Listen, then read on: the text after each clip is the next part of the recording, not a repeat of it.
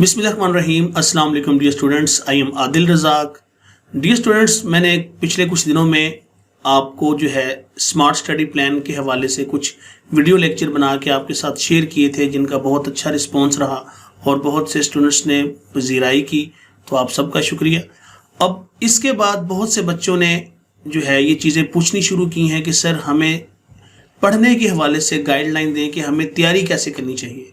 हमने पूरा साल कॉलेजेस के अंदर, एकेडमीज़ के अंदर तैयारी की है, लेकिन अब एंड पे हमें यूँ लग रहा है जैसे हमारी तैयारी नहीं है और हम काफ़ी परेशान हैं, डिप्रेस्ड भी हैं। और एग्ज़ाम बहुत इम्पोर्टेंट है हमारी लाइफ का, क्योंकि इसके बाद हमारा MD कैट, E-कैट और डिफरेंट यूनिवर्सिटीज़ के अंदर एडमिशन होना है और फर्स्ट ईयर के तो हमने पेपर दिए नहीं हुए, तो इसीलिए अब हम काफ़ी ज़्यादा जो है वो स्ट्रेसफुल।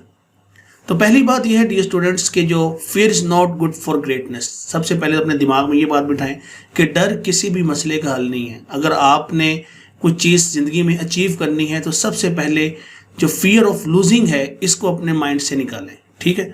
तो मैं आपके साथ एक ऐसा स्टडी प्लान शेयर करूंगा, ऐसी गाइडलाइंस शेयर करूंगा कि जिन गाइडलाइंस से हमने बोर्ड के अंदर स्टूडेंट्स की पोजीशन जो है वो हमने दिलवाई है। मेरे स्टूडेंट्स हैं, उनके प्री इंजीनियरिंग में भी उनकी पोजीशन है, प्री मेडिकल में भी है। तो वो राज जो मैंने उनके साथ शेयर किया और उन्होंने बोर्ड में पोजीशन ली, वही सक्सेस सीक्रेट मैं आपके साथ शेयर करूंगा। और मैं उम्मीद करूंगा कि आप मेरी बातों को बहुत तवज्जो और गौर से सुनोगे और इस वीडियो लेक्चर को एंड तक आपने देखना है ताकि कोई चीज़ स्किप ना हो जाए। मैं स्टेप बाय स्टेप आपको तमाम जो है वो मिस्ट्रीज जो हैं वो सुलझाऊंगा कि किस तरह से आप अच्छे नंबर ले सकते हो। ये वीडियो लेक्चर टॉपर्स के लिए भी है, ये वीडियो लेक्चर उन बच्चों के लिए है जो थोड़े से मीडियोकर हैं, और वो मेरे शहजादे के जो थोड़ा थोड़ा कम पढ़ते हैं वो भी इस वीडियो लेक्चर से इस्तिफादा हासिल कर सकते हैं। ये वीडियो लेक्चर पंजाब के तमाम बोर्ड्स की गर्ल्स और बॉयज़ के लिए है, लिहाजा आपने मेरी बातें बहुत तवज्जो और गौर से सुननी है। इस वीडियो लेक्चर में मैं सिर्फ फिजिक्स की बात नहीं करूंगा, मैं आपके तमाम साइंस सब्जेक्ट्स की बात करूंगा, जिसमें कंप्यूटर है, केमिस्ट्री है, बायो है, मैथमेटिक्स है, फिजिक्स है। तो प्लान सब के लिए सेम है। आप इस प्लान को तमाम सब्जेक्ट्स के ऊपर अप्लाई कर सकते हो और ये प्लान ना सिर्फ सेकेंड ईयर के लिए बल्कि फर्स्ट ईयर के भी जो हमारे स्टूडेंट्स हैं वो भी इसको फॉलो कर सकते हैं और बहुत अच्छा रिजल्ट ले सकते हैं। सबसे पहले जो इम्पोर्टेंट तीन चीज़ है पेपर के अंदर वो है ऑब्जेक्टिव। ऑब्जेक्टिव में बच्चे बहुत सफ़र कर रहे हैं।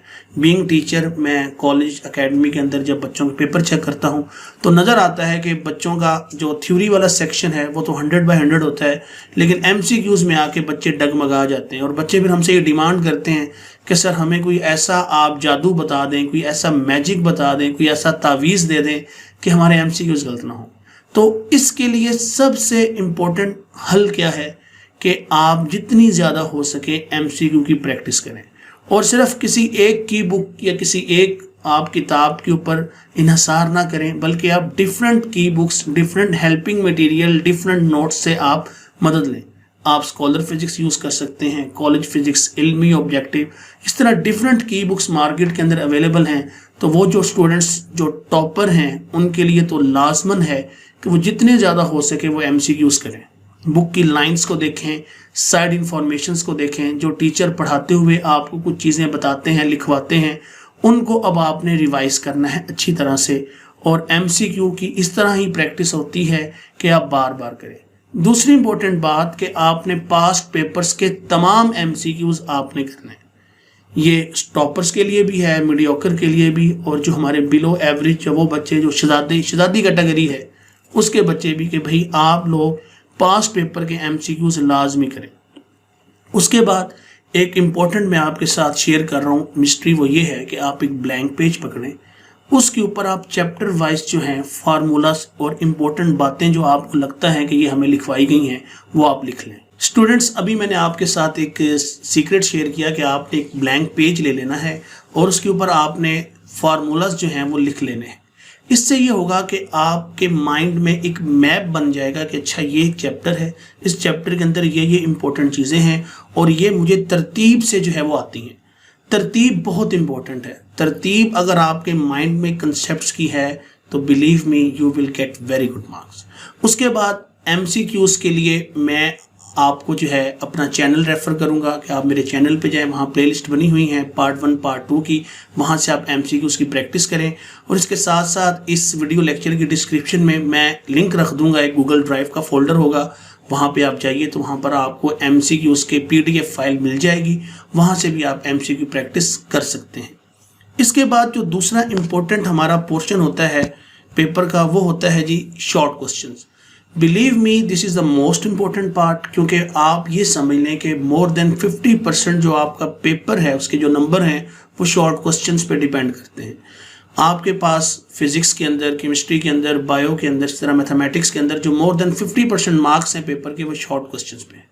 अब शॉर्ट क्वेश्चंस को प्रिपेयर करना बहुत इंपॉर्टेंट है। यहाँ से टीचर नंबर काटते भी हैं और बोर्ड में तो पता नहीं चलता, नंबर कट जाते हैं और फिर बच्चा जो है वो बाद में परेशान होता है, डिस्टर्ब होता है कि मेरे नंबर क्यों कटे हैं। तो आपने कुछ बातों को फॉलो करना है ताकि आपके नंबर ना कट सकें। सबसे पहले तो आपने एक्सरसाइज के जितने भी शॉर्ट क्वेश्चंस हैं, जिस तरह आपके पास फिजिक्स है, उसके आपने लाइन बाय लाइन जो है, आप अगर किसी की बुक से करते हो, किसी नोट से करते हो, किसी टीचर ने नोट्स दिए हैं प्रोवाइड किए हुए हैं, या किसी टीचर ने खुद लिखवाए हुए हैं, तो आप वहाँ से कर सकते हो।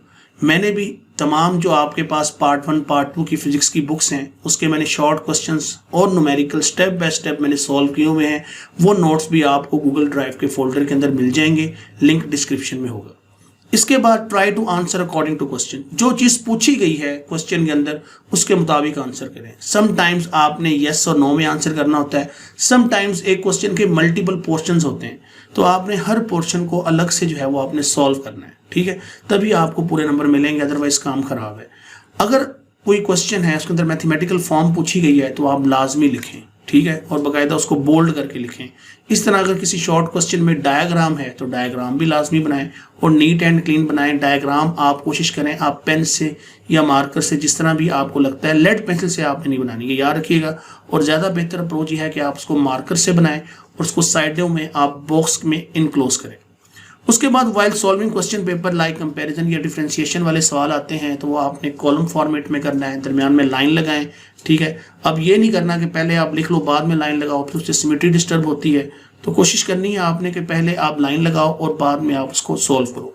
Underline the important words present in your answer. Her short question के अंदर एक सेंटेंस, जुमला या एक दो वर्ड्स ऐसे होते हैं जिनकी इंपॉर्टेंस होती है, तो उनको आपने इन्वर्टेड कॉमास के अंदर लिखना है, उनको आप अंडरलाइन कर सकते हो, उसको आप मार्कर से लिख सकते हो ताकि एग्जामिनर की नज़र सीधी उसके ऊपर जाकर पड़े और वो उसको आप जो है वो आपको उसके नंबर दे दे। इंपॉर्टेंट बात, solve most important and repeated short questions. Past papers पकड़ें, उसका एनालिसिस करें। मैंने एनालिसिस किया हुआ है, आप एक वीडियो देख सकते हो, मैं वो लिंक भी आपके साथ डिस्क्रिप्शन में शेयर कर दूंगा। मैंने एनालिसिस किया हुआ है, उसके अंदर आपको ये बताया गया है कि किस चैप्टर में से कौन से सवाल बार बार रिपीट हुए हैं पेपर के अंदर। उन सवालों को अच्छी तरह से लिख के याद करें। मैं फिर कह रहा हूँ, बच्चे ओरल याद करते हैं, जुबानी याद करते हैं, फिर भूल जाते हैं, गड़बड़ हो जाता है, मिक्सअप हो जाता है। तो बेहतर तरीका ये है कि जहाँ से भूलता है वहाँ से बार बार लिखें। चीज़ें लिखने से याद होती हैं, ज़िंदगी का असूल बना लें, जब भी कोई चीज़ याद करनी है उसको लिखें। इसके बाद जो हमारे पास नेक्स्ट है वो है कंसेप्चुअल शॉर्ट क्वेश्चंस।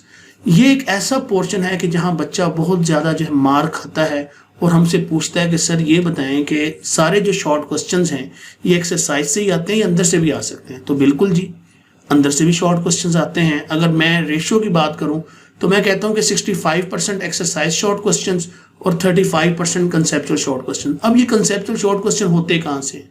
ये टॉपिकल होते हैं, कोई इंपॉर्टेंट कंसेप्ट होता है, साइड इंफॉर्मेशन हो सकती हैं, तो इस तरह से ये सवाल बनते हैं।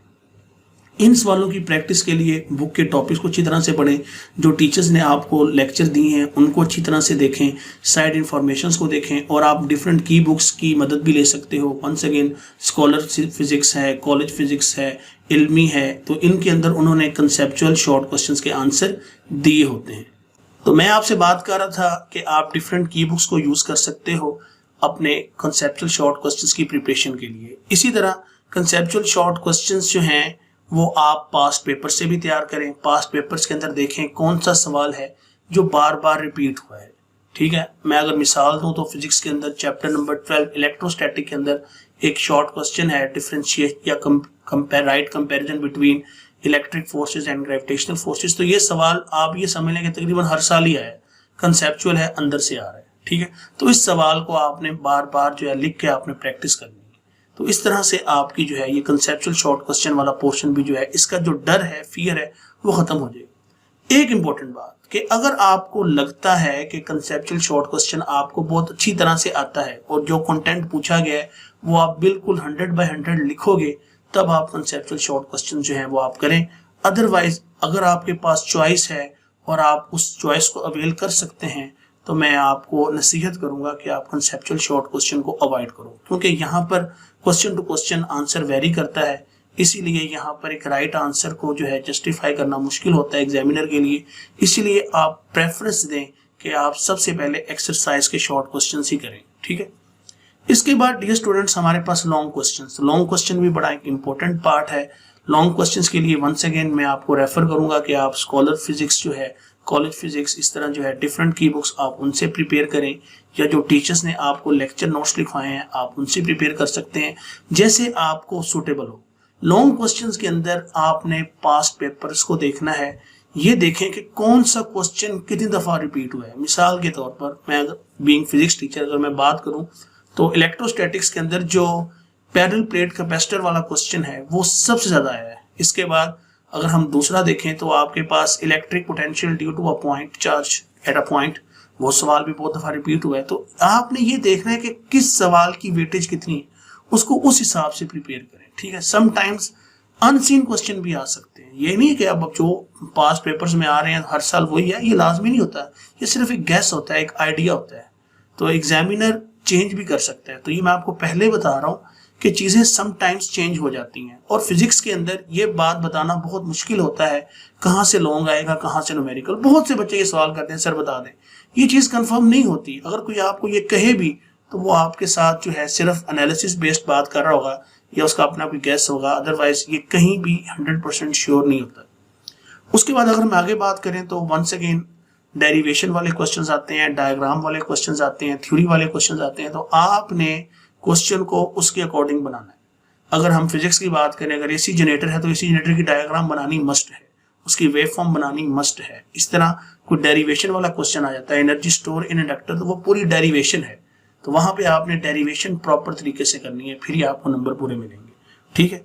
एट द एंड हम बात करते हैं न्यूमेरिकल्स और एग्जाम्पल्स की, तो ये भी बहुत इंपॉर्टेंट है। न्यूमेरिकल्स आप जानते हैं कि 9 मार्क्स हैं पेपर के अंदर फिजिक्स के। तो न्यूमेरिकल्स भी आप देखें कौन से इंपॉर्टेंट हैं। न्यूमेरिकल्स करने का सबसे बेहतर तरीका यह है कि आप फार्मूला बार बार लिखो, बार बार फार्मूला लिखो। और जब आप क्वेश्चन प्रैक्टिस करते हैं तो बच्चे सोल्यूशन देख रहे होते हैं, 4-5 बैठे होते हैं, की बुक सामने होती है और वो सोल्यूशन देख रहे होते हैं। देखने से नहीं आएगा, लिखें, बार बार लिखें। जो स्टेप भूल रहा है उसको बार बार लिख के आप प्रैक्टिस करें, फिर चीजें समझ आएंगी, ठीक है। एग्जाम्पल्स को भी अच्छी तरह से देखें, न्यूमेरिकल्स को भी। और वंस अगेन पास्ट पेपर्स का एनालिसिस बहुत जरूरी है। वहां से देखें कौन सा क्वेश्चन कितनी बार रिपीट हुआ है, तो उस क्वेश्चन को आप बार बार जो है अच्छी तरह से पढ़ें, उसको आप जो है लिखें, याद करें। तो डियर स्टूडेंट, ये एक छोटा सा सक्सेस सीक्रेट है कि सबसे पहले मैं दोबारा रिपीट कर दूं, आपने ऑब्जेक्टिव करने हैं, फिर आपने शॉर्ट क्वेश्चंस करने हैं, कंसेप्चुअल शॉर्ट क्वेश्चंस करने हैं, लॉन्ग करने हैं, और एट द एंड आपने न्यूमेरिकल्स करने हैं। इस स्टडी प्लान को आप फॉलो करें, इन गाइडलाइन को फॉलो करें, बिल्कुल परेशान ना हो। आपने बहुत अच्छी मेहनत की है, बहुत अच्छी तरह से पढ़ा है। डोंट गेट जो है आप जो है बिल्कुल परेशान ना हो। और इस टाइम स्ट्रेस लेने का टाइम नहीं है। इस टाइम जो पढ़ा है उस पर कॉन्फिडेंस रखें कि अल्हम्दुलिल्लाह हमने बहुत अच्छा पढ़ा है और हम बहुत अच्छा परफॉर्म करेंगे। हमारी दुआएं आपके साथ हैं। इंशाल्लाह इस स्टडी प्लान से आप में से बहुत से बच्चे इंशाल्लाह बहुत अच्छा रिजल्ट हासिल करेंगे और आप में से बहुत से बच्चे बोर्ड टॉप भी करेंगे। तो ये वीडियो लेक्चर आपको कैसा लगा आप कमेंट्स में बताएं और इसको ज्यादा से ज्यादा अपने दूसरे दोस्तों के साथ भी शेयर करें ताकि सबका फायदा हो सके। अपना ख्याल रखिएगा। अल्लाह हाफिज, टेक केयर।